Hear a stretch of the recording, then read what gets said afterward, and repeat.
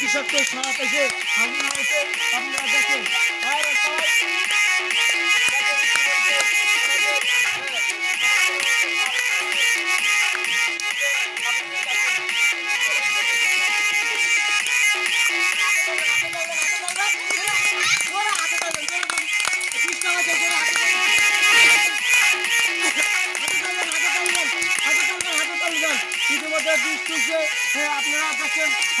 আপনারা দেখেন আপনাদের লাশ উঠবে সমস্যা নাই। ইতিমধ্যে দেখেন আমাদের বিশ্বস্ত ভাইয়ের শুনে আছেন, এসে দেখেন আপনারা রুগী সুস্থ করেন। দেখেন আপনারা চলেন আপনারা দেখেন ইতিমধ্যে